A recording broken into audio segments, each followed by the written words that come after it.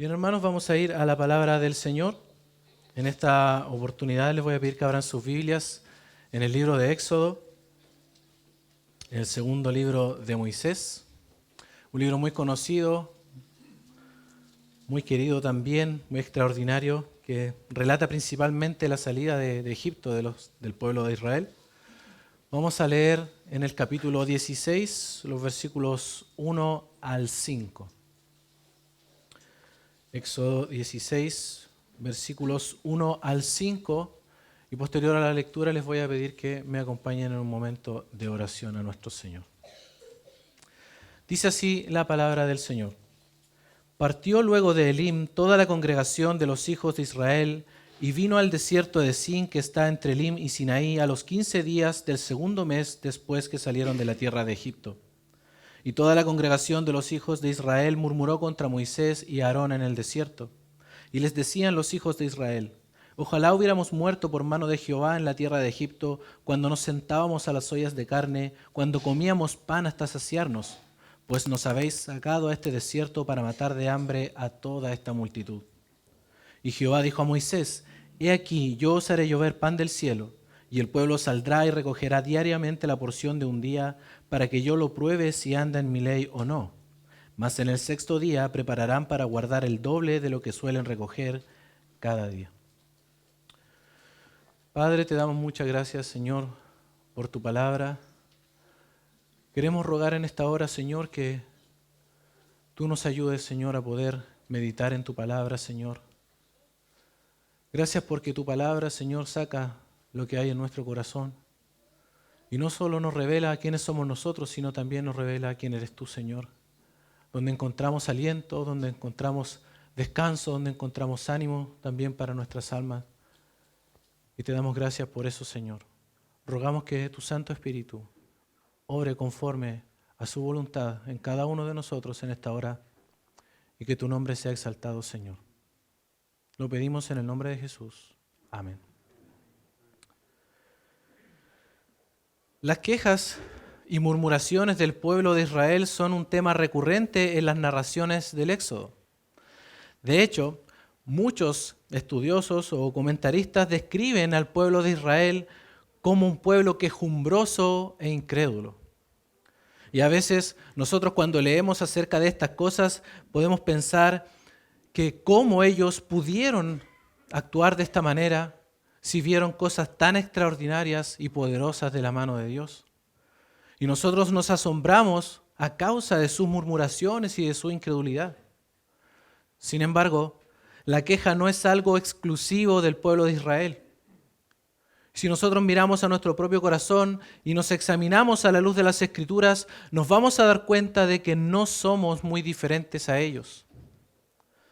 Porque estando nosotros, después de 2000 años de la cruz, y con toda la revelación escrita de Dios ya completa, muchas veces actuamos de la misma manera pecaminosa que ellos.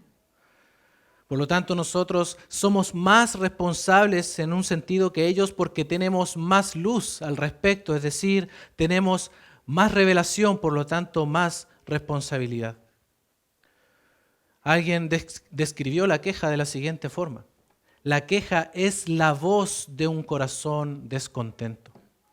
Y eso es lo que es, porque la queja es la expresión audible de lo que pasa en nuestro corazón, del descontento de nuestro propio corazón. Y muchas veces nos quejamos porque creemos que merecemos más de lo que tenemos. La tendencia de nuestro corazón es a quejarnos y lo hacemos de una forma muy natural y espontánea. Y lamentablemente es un pecado que es muy común entre nosotros los creyentes. Incluso nos acostumbramos a ella. La hacemos parte de nuestra vida. No nos escandalizamos por ella, no nos arrepentimos cuando la cometemos y parece que no somos capaces de frenarla. Por eso es necesario que reflexionemos sobre esto en el día de hoy, porque nunca, hermanos, estamos conscientes de la gravedad ni la profundidad de este pecado. Así que esta mañana los invito a considerar 3 cosas acerca de la queja que nos ayudarán a estar alertas frente a este pecado.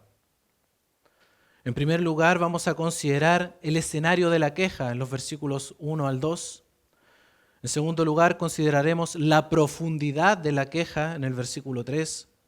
Y en tercer lugar, consideraremos el antídoto contra la queja en los versículos 4 al 5.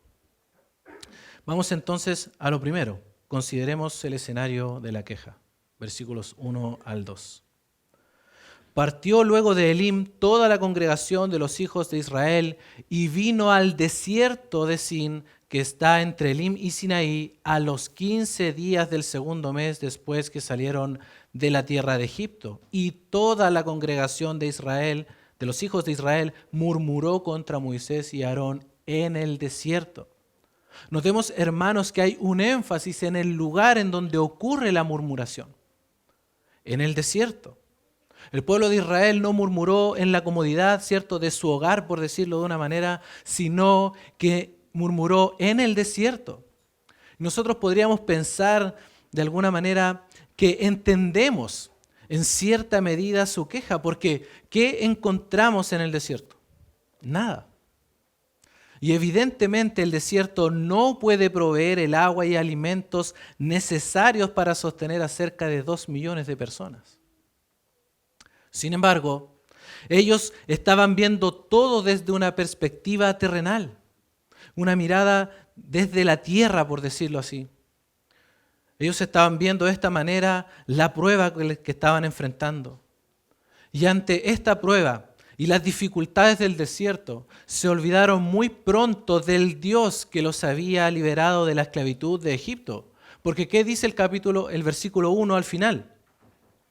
A los 15 días del segundo mes que salieron de la tierra de Egipto, es decir, aproximadamente hace un mes que Dios los había liberado de la esclavitud de Egipto con mano poderosa. Hace un mes que caminaban en libertad. Hace un mes que habían sido testigos de una de las manifestaciones más extraordinarias del poder de Dios a su favor, el cruce del Mar Rojo. Sin olvidar que fueron testigos también de todas las plagas que Dios trajo como juicio sobre Faraón y todos sus falsos dioses de Egipto. Se olvidaron que Dios iba delante de ellos de día en una columna de nube para guiarlos por el camino y de noche en una columna de fuego para alumbrarles a fin de que anduviesen de día y noche, dice el capítulo 13, versículo 21. Se olvidaron que Dios los hizo pasar por en medio del mar en seco, teniendo las aguas como un muro a su derecha y a su izquierda, dice el capítulo 14, versículo 22. Se olvidaron que el mismo camino que fue para ellos un camino de liberación, para los egipcios fue un camino de muerte, capítulo 14, versículo 27. Se olvidaron de todo el gozo y la gratitud que expresaron en un hermoso cántico de adoración a Dios, exaltándolo por su extraordinaria liberación y control sobre toda su creación. En el capítulo 15, versículos 1 al 2, dice lo siguiente: Entonces cantó Moisés y los hijos de Israel este cántico a Jehová y dijeron: Cantaré yo a Jehová porque se ha magnificado grandemente, ha echado en el mar al caballo y al jinete. Jehová es mi fortaleza y mi cántico y ha sido mi salvación. Este es mi Dios y lo alabaré, Dios de mi Padre, y lo enalteceré. Noten las palabras de exaltación a Dios por esta gran liberación, por esta tremenda obra que había hecho Dios entre ellos. Pero se olvidaron ante las dificultades del desierto, se olvidaron de todo esto. No solo eso, sino que se habían olvidado también de que el Señor endulzó milagrosamente las aguas amargas de Mara cuando llevaban 3 días sedientos por el desierto y se habían quejado contra Moisés. Se olvidaron que posterior a eso llegaron a Elim, un oasis en medio del desierto en el cual había 12 fuentes de aguas y 70 palmeras, dice el capítulo 15, versículo 27. Es decir, agua y sombra abundantes para todos ellos en medio del desierto, porque Dios estaba guiándolos. Y ahora están en el desierto de Sin y parece que todo esto que habían vivido, todo lo que habían visto con sus propios ojos, se les borró completamente de la memoria. Eso evidencia que hay un problema del corazón. Y hermanos, ¿cómo nosotros nos parecemos también a ellos? cómo somos también nosotros rápidos para olvidarnos de todo lo que Dios ha hecho por nosotros. Y aquí es donde los problemas comienzan a aparecer. Hermanos, ellos llegaron a ese desierto no porque se equivocaron de camino, porque ellos iban de camino a la tierra prometida, y no es que tomaron una ruta equivocada, sino que es exactamente el camino por el cual Dios quiere llevarlos. Y a menudo el desierto en la Biblia se relaciona con un lugar de prueba. El desierto es un instrumento de transformación en las manos de Dios para enseñarnos lecciones espirituales que no aprenderíamos de ninguna otra manera. El desierto, el Señor lo usa para poner de manifiesto lo que hay en nuestro corazón, porque ante las dificultades es que sale realmente lo que hay en nuestro interior. Cuando todo va bien, parece que no hay ningún problema, estamos siempre contentos allí, pero cuando llegan las dificultades o los desiertos a nuestra vida, allí aflora lo que hay en nuestro corazón. Esto le recordó Moisés a la nueva generación en el desierto luego de los 40 años. Dice Deuteronomio capítulo 8, versículo 2. Y te acordarás de todo el camino por donde te ha traído Jehová tu Dios estos 40 años en el desierto, y aquí está el triple propósito, para afligirte, para probarte, para saber lo que había en tu corazón, si habías de guardar o no sus mandamientos. No para que Dios sepa lo que hay en nuestro corazón, porque Él lo sabe todo, sino para que nosotros mismos lo sepamos. Muchas veces el Señor va a llevarnos por el desierto para enseñarnos, para formar nuestro carácter, y no vamos a salir de allí hasta que Él cumpla su propósito en nosotros. Un comentarista escribió lo siguiente: quizá lo que le faltaba al pueblo de Israel se refiere, era la experiencia de soledad y crisis en el desierto para comprender adecuadamente las implicaciones espirituales, éticas y morales de la voluntad divina. Y hermanos, con nosotros es igual. Dios quiere moldear nuestro carácter, enseñarnos lecciones espirituales importantes para nuestro crecimiento espiritual y nuestro caminar con Él, para estrechar nuestra relación con Él, para sacar a la luz lo que hay en nuestro corazón y cambiarlo.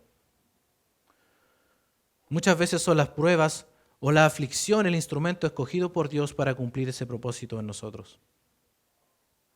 Muchas veces la prueba parece ser el escenario ideal para dar rienda suelta a nuestra queja y entregarnos por completo a la murmuración. Porque para nosotros todo va bien cuando tenemos abundancia, cuando estamos en comodidad, cuando nuestra vida sigue su curso conforme a nuestros propios deseos. Allí parece que estamos contentos hasta que llegamos a un desierto. Allí se evidencia nuestra falta de memoria e incredulidad, porque se nos olvida con mucha facilidad que Dios, quien nos libró de la esclavitud de nuestros pecados y nos ha dado una extraordinaria salvación en Cristo, es el que ha prometido estar con nosotros todos los días y hasta el fin del mundo. Se nos olvida que Él es nuestro buen pastor y que Él nos va a cuidar en el camino.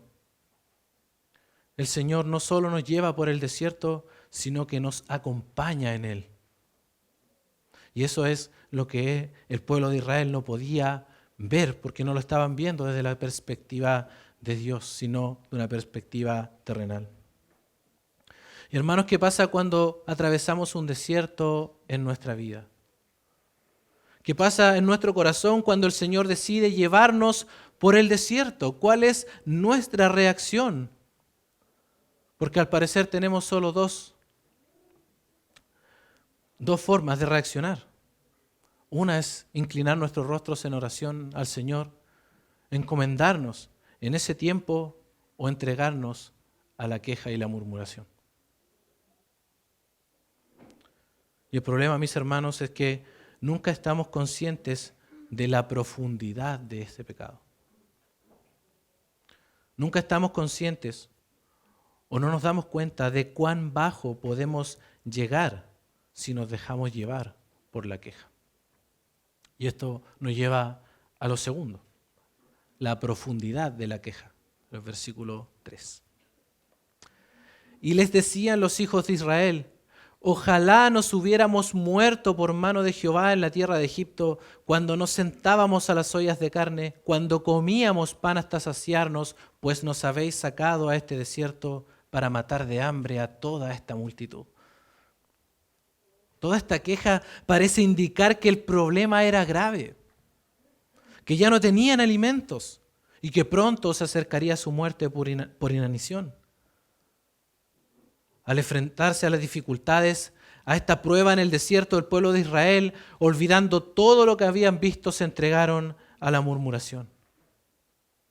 Ellos ni siquiera comprendían la gravedad de sus palabras, porque la forma de expresar estas palabras, ojalá hubiéramos muerto por mano de Jehová en la tierra de Egipto, es como pronunciar un juramento.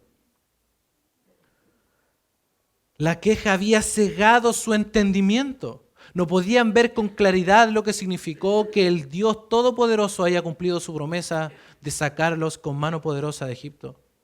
Hace un mes estaban cantando y danzando en gratitud a Dios que los rescató, y ahora estaban diciendo que Dios hubiera actuado de una mejor manera si los hubiera matado en Egipto. De todas formas, allá por lo menos tenían alimento. Con la desesperación del hambre en el desierto, en sus mentes y corazones volvieron atrás. Volvieron a Egipto, anhelaban estar allá nuevamente, deseando su vida anterior, olvidando la esclavitud y quién era el Dios Todopoderoso que los había librado de allí. Algunos comentaristas mencionan que esto ni siquiera estaba pasando aún, es decir, que ni siquiera llevaban semanas sin comer.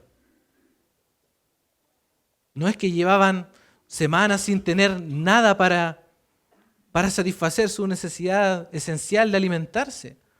Algunos estiman que los viajeros en el desierto probablemente llevaban provisiones para un mes.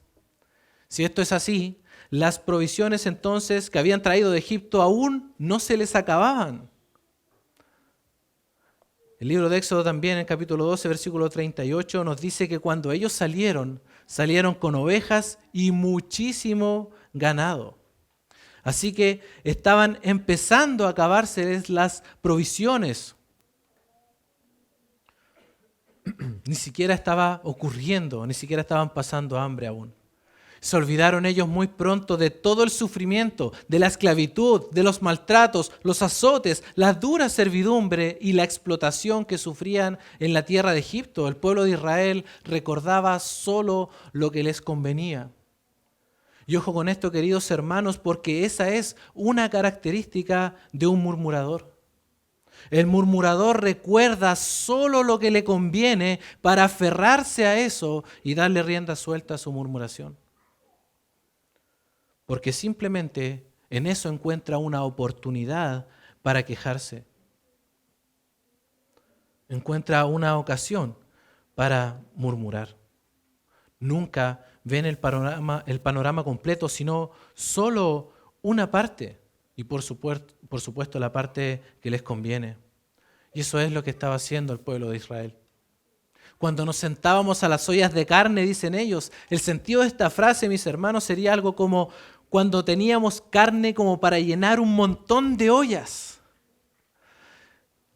Claramente esto era un recuerdo exagerado. No se apegaba a la realidad, hermanos, ellos eran esclavos. Tenían todas estas cosas, pero no de la manera exagerada en que ellos la están recordando. Alguien escribió, cuando es difícil vivir como Dios manda, aún la vida en esclavitud podría recordarse como la buena vida. Hermanos, aquí hay un peligro inherente en entregarse a este pecado de la murmuración en medio de la prueba, y es que nuestro corazón anhele volver atrás.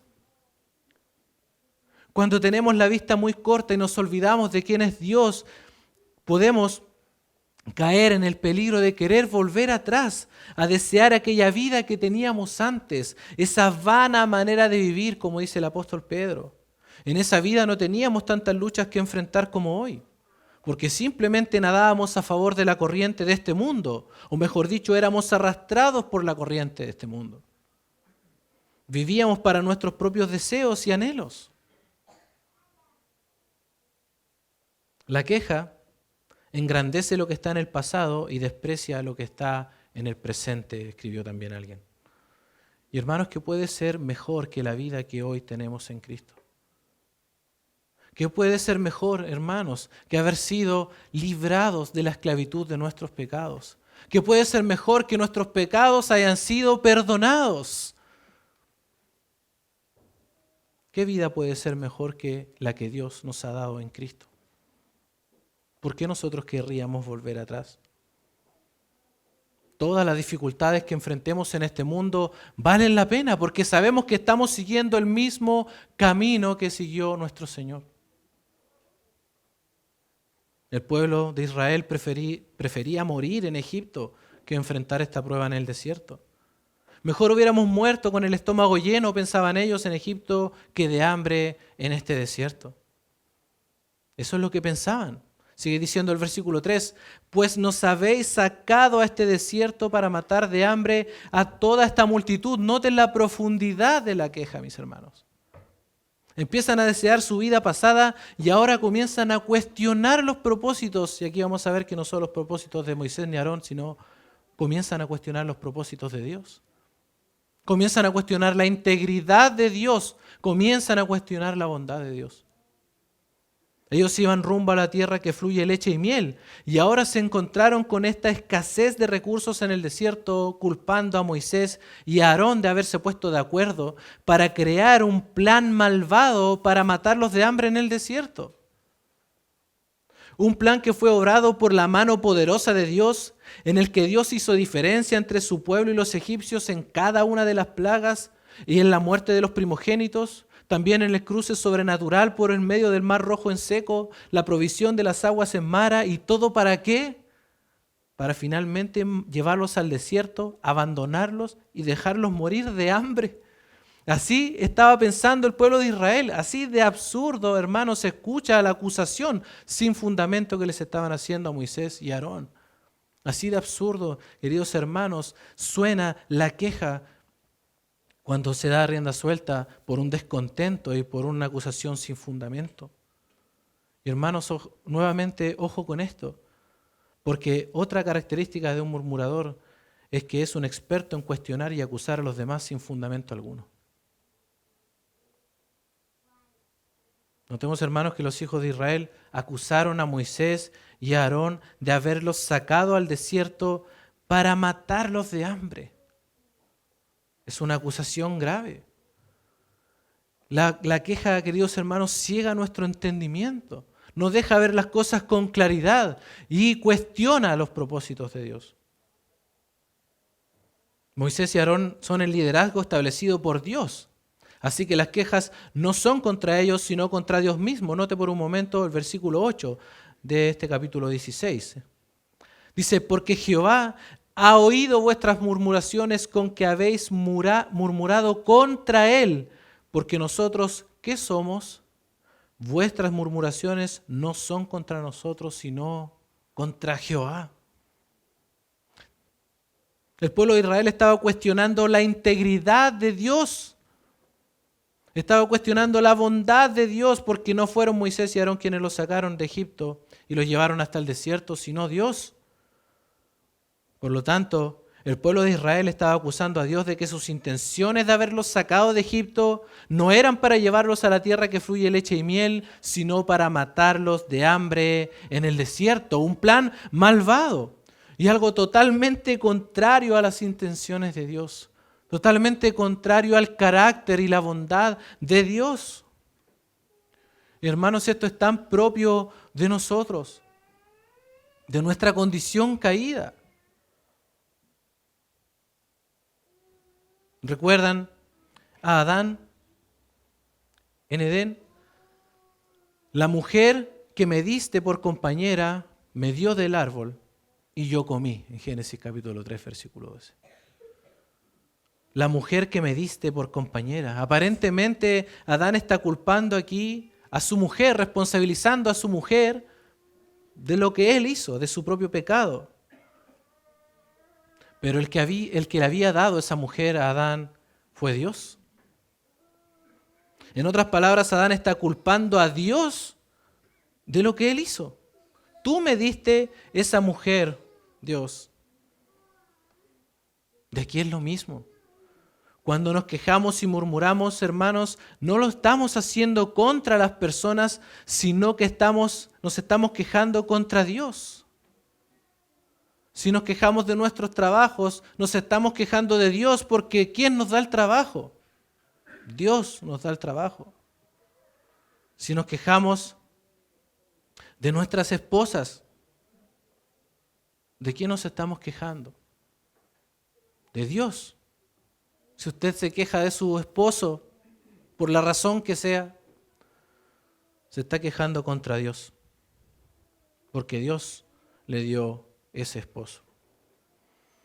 Hermanos, nosotros no conocemos los propósitos de Dios, pero Dios es el que está obrando en nosotros. Si creemos que Dios es soberano, entonces Dios es soberano en todos los aspectos, no en algunos. No solamente Dios es soberano cuando estamos bien, sino también cuando estamos mal. ¿Recuerdan a Job? ¿Recibiremos de Dios el bien y el mal no lo recibiremos? Así que no tenemos derecho, hermanos. ¿Qué derecho tenemos a quejarnos por estas cosas? Cuando nos quejamos de nuestros pastores y ancianos, cualquiera sea la razón o el descontento, lo que estamos haciendo es quejarnos contra Dios, porque Él fue el que puso esos pastores y ancianos para guiar a la congregación. Moisés y Aarón actuaron en nombre de Dios. Dios fue quien los guió hasta el desierto. De la misma manera lo hacen nuestros pastores y ancianos, tratan de obedecer al Señor que los llamó. Y queridos hermanos, cuando atravesamos el desierto, no es casualidad. Es Dios que nos está guiando por ese camino.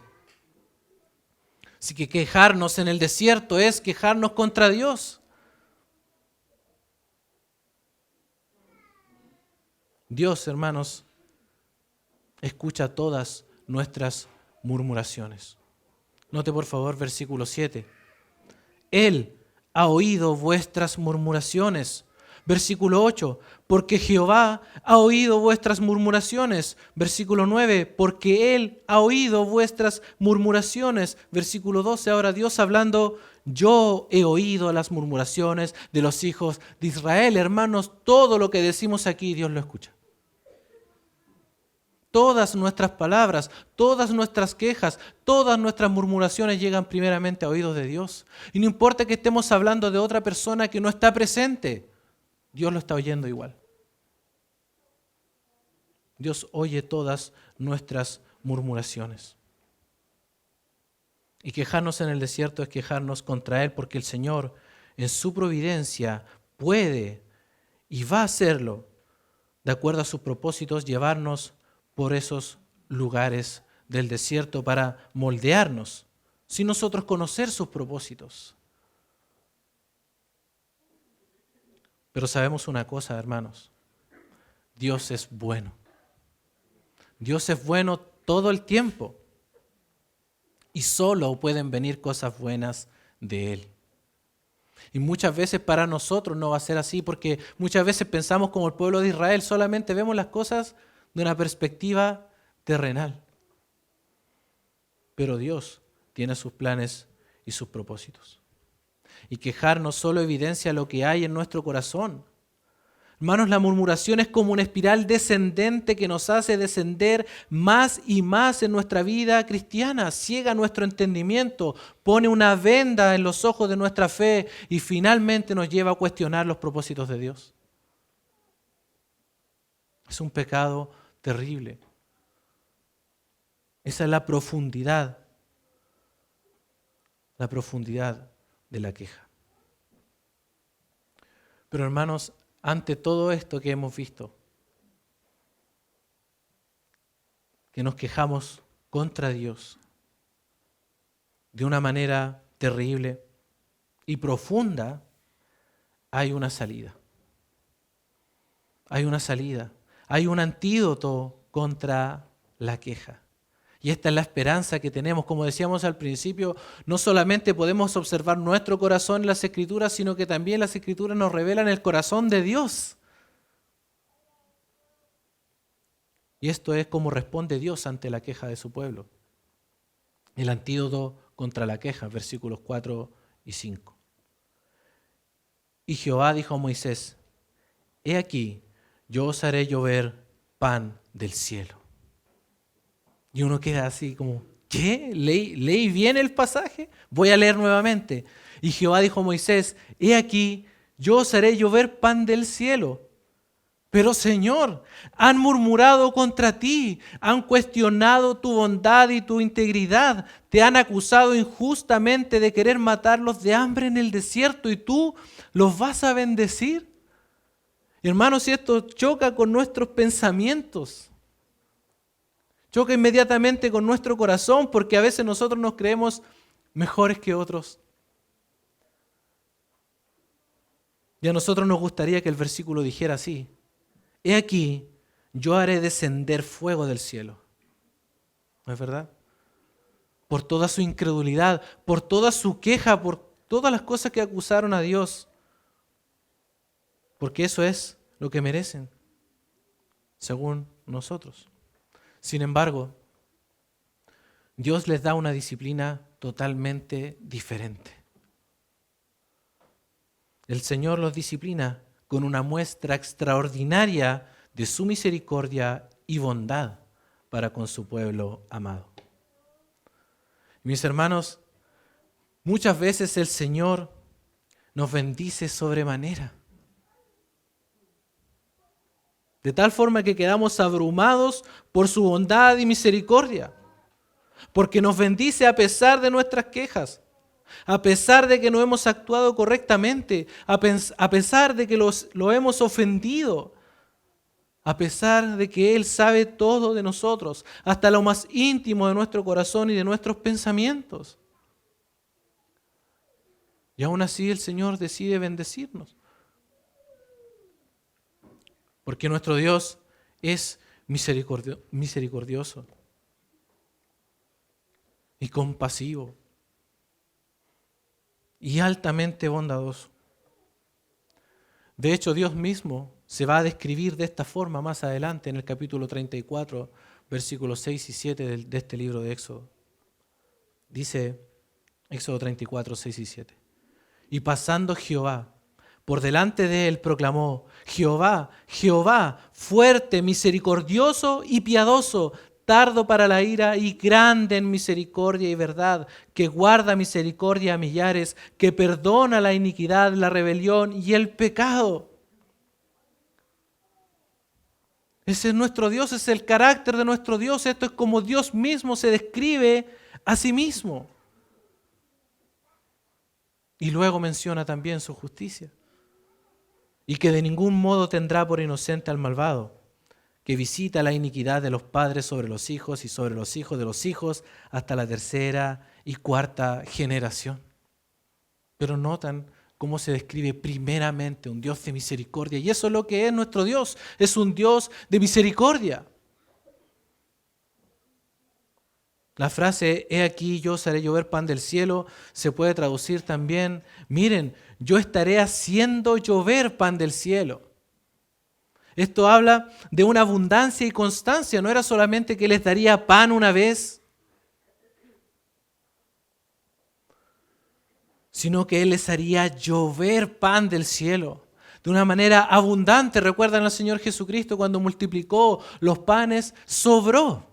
Su bendición es tan abundante, queridos hermanos, que siempre sobra. El pan del cielo es el sello del compromiso de Dios de proveerles durante todo su peregrinaje en el desierto, a pesar de todas sus quejas y acusaciones contra Dios. A través de esta respuesta llena de gracia y misericordia, el Señor les mostraría una vez más quién es Jehová. ¿Quién es el Dios Todopoderoso? El Señor usa esta provisión como un instrumento pedagógico y está íntimamente relacionado con su gloria. Notemos por un momento los versículos 6 y 7 de la primera parte. Entonces dijeron Moisés y Aarón a todos los hijos de Israel: en la tarde sabréis que Jehová os ha sacado de la tierra de Egipto, y a la mañana veréis la gloria de Jehová. Noten cómo la provisión del maná está íntimamente ligada a la gloria de Dios. ¿Cómo verían esa gloria entonces ellos? A través de su provisión. Cada mañana cuando salieran a recoger el maná, verían la gloria de Dios en su provisión, verían la gloria de Dios en su misericordia, verían la gloria de Dios en su fidelidad. En ese pan del cielo que Él les daría cada mañana. Con esta mirada a su gloria, Dios quiere transformar nuestras quejas en gratitud y nuestras dudas en adoración. Hermanos, una mirada a la gloria de Dios es el antídoto para curar nuestro corazón quejumbroso. Y esto es extraordinario, hermanos. Nosotros podemos ver esa gloria de Dios cada día. Cada día vemos la gloria de Dios. No en cosas sobrenaturales, por decirlo así, como lo vio el pueblo de Israel, sino en cosas tan sencillas para nosotros como por ejemplo el sustento que tenemos todos los días. Hermanos, cuando nos sentamos en la mesa en nuestros hogares y damos gracias por los alimentos, estamos viendo la gloria de Dios. Estamos contemplando su gloria en su misericordia, porque ¿saben qué, hermanos? Eso que tenemos en la mesa, Dios lo ha dado de pura gracia. Muchas veces la gente dice, este es fruto de mi esfuerzo. No es fruto de nuestro esfuerzo, hermanos. Es la gracia de Dios. Es la misericordia de Dios que nos ha dado el trabajo para proveernos. Hermanos, muchas veces podemos pasar por necesidades. Y Dios en su gracia se encarga de suplirlas. Querido hermano, si tú no has experimentado eso, déjame decirte que Dios te ha usado a ti para bendecir a otros. A través del trabajo que Dios te ha dado a ti, Él ha usado eso para bendecir a otros. Y eso es extraordinario, hermanos. Esa es la multiforme gracia de Dios. Esas son las cosas que nosotros no vemos, pero que Él siempre está haciendo. Necesitamos alimentar nuestro corazón con ver la gloria de Dios en las cosas sencillas de nuestro día a día. El Señor dio instrucciones a su pueblo para recoger el pan del cielo. Del versículo 4 en la parte B hasta el 5. Y el pueblo saldrá y recogerá diariamente la porción de un día para que yo lo pruebe si anda en mi ley o no. Mas en el sexto día prepararán para guardar el doble de lo que suelen recoger cada día. Debían recoger diariamente la porción de un día y en el sexto recogerían el doble, es decir, nunca les faltaría esta provisión. Y esto, hermanos, estas instrucciones harían incrementar la dependencia del pueblo de Dios. Y el propósito, para que yo lo pruebe si anda en mi ley o no, tiene por meta enseñarles obediencia. Tiene por meta mostrarles cómo luce una vida de fe y una vida de dependencia de Dios. En resumen, el propósito de esta prueba es enseñarles a depender de Él en todos los aspectos. Para enseñarles obediencia y dependencia. ¿Y acaso, queridos hermanos, eso no es una muestra de la misericordia de Dios? Él se encarga de enseñarnos cómo tenemos que vivir delante de Él.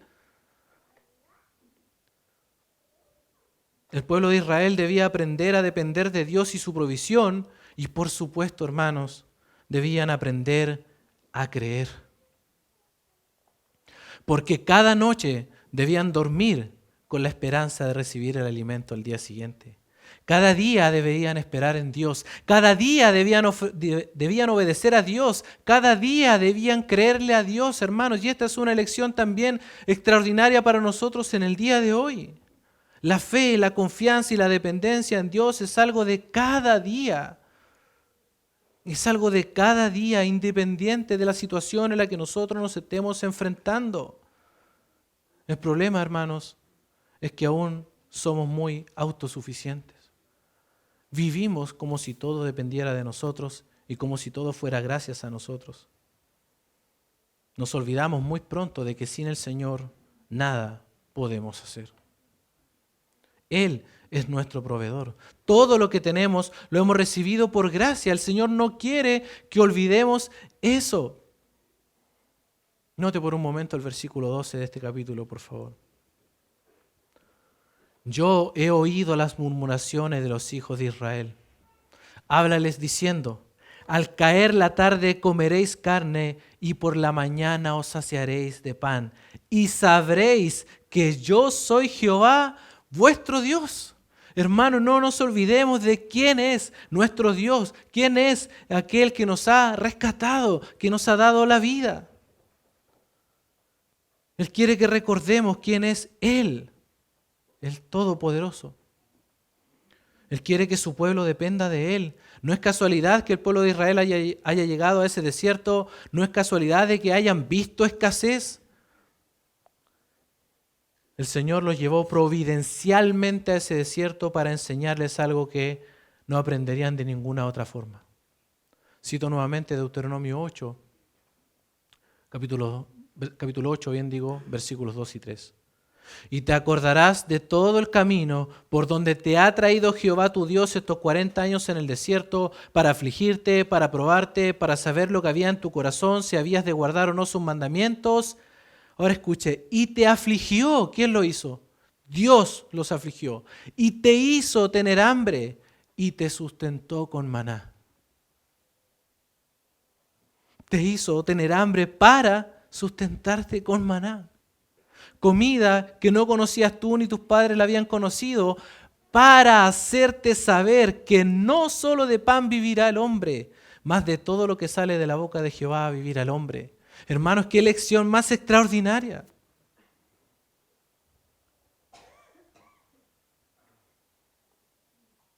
El Señor muchas veces va a llevarnos por desiertos para enseñarnos a caminar en obediencia a su palabra, para que aprendamos a depender de Él y no de nosotros mismos, que dependemos de su palabra. No solo de pan vivirá el hombre, no solo el alimento espiritual, el alimento material es necesario, también el alimento espiritual. El Señor va a llevarnos por el desierto para aplastar nuestro corazón orgulloso y autosuficiente, para que aprendamos que Él es nuestro Dios y Él es nuestro proveedor. El desierto no es tan solo un lugar de prueba, mis hermanos, sino también un lugar de bendición. Es un lugar en el cual podemos ver la gloria de Dios al obrar misericordiosamente en nosotros, al animarnos a pesar de nuestras dudas, al sustentarnos a pesar de nuestras quejas. Es un lugar en el cual podemos ver su gloria en su amor, en su bondad y en su misericordia. Hermanos, y a pesar de que Dios sabe lo que hay en nuestro corazón y que sabe que tal vez nos quejaremos contra Él en la siguiente prueba, Él sigue tratándonos con misericordia. Él sigue proveyendo para nuestras necesidades, Él sigue dándonos todo lo que necesitamos y aún más, porque el Señor a través de esta provisión no solo les estaba enseñando al pueblo de Israel su compromiso y capacidad para proveerles cada día el pan que necesitaban, sino que este pan del cielo apuntaba también a que Dios haría la más extraordinaria provisión para satisfacer la más grande de las necesidades del hombre, la necesidad de reconciliarse con Dios. Esta maravillosa respuesta de gracia de Dios que haría llover pan del cielo apuntaba a que un día Él enviaría al pan vivo, al verdadero pan del cielo que descendería no para satisfacer una necesidad física y temporal como el maná, sino una necesidad espiritual y permanente. Nuestro Señor Jesucristo lo dijo así al comenzar el discurso que se conoce como el discurso del pan de vida, luego de hacer esa multiplicación extraordinaria de los panes. Dice Juan 6, versículos 30 al 33. Le dijeron entonces, ¿Qué señal pues haces tú para que veamos y te creamos? ¿Qué obra haces?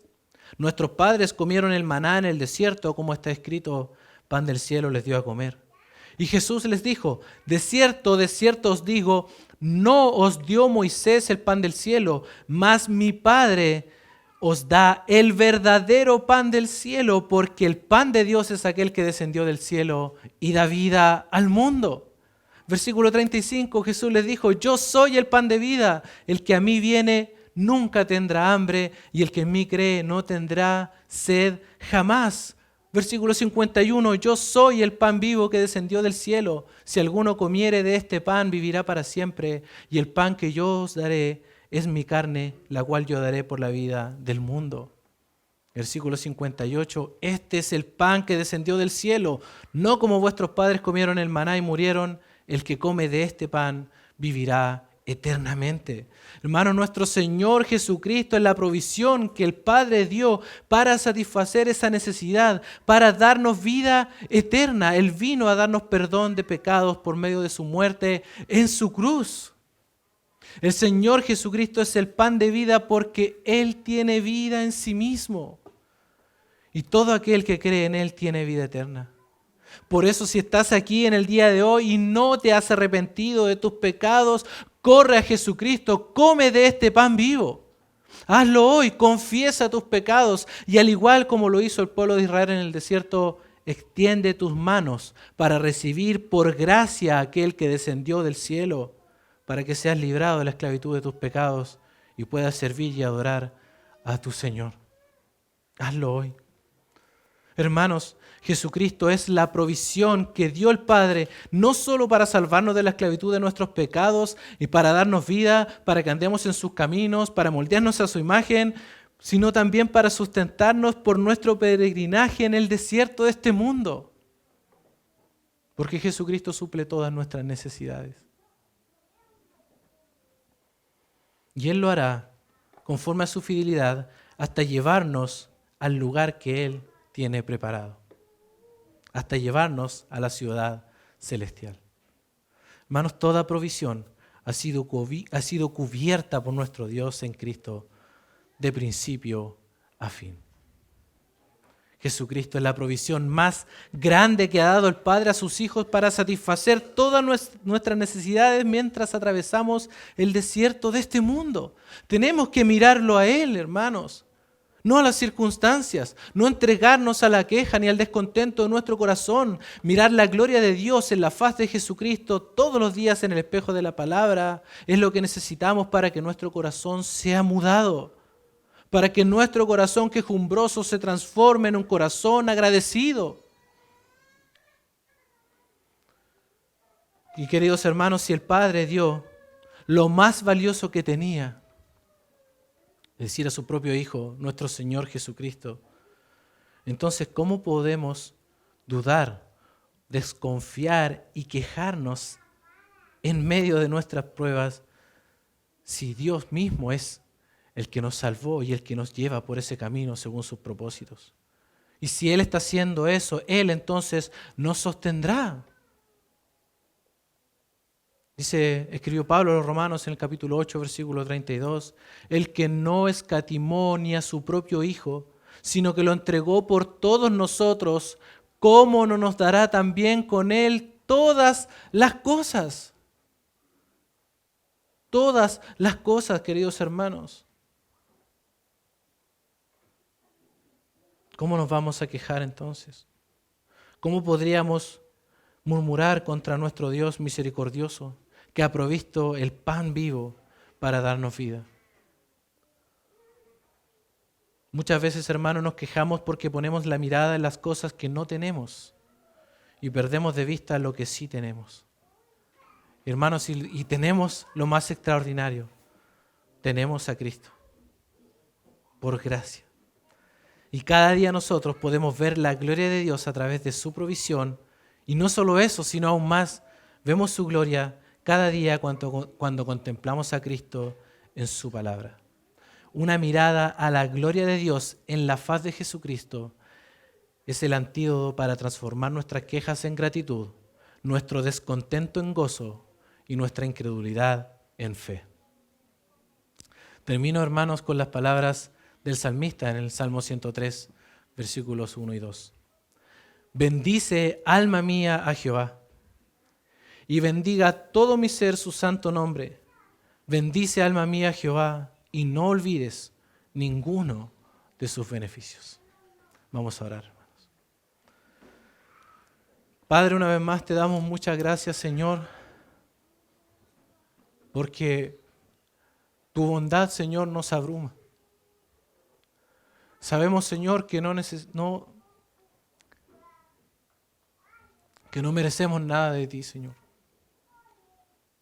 Sabemos que te hemos ofendido y tú, sin embargo, nos bendices, Señor. Gracias por Cristo.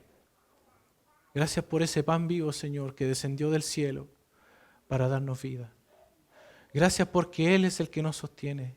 Y gracias porque tú diste ese pan para satisfacer todas las necesidades mientras atravesamos el desierto de este mundo. Gracias, Señor, por tu fidelidad y tu misericordia.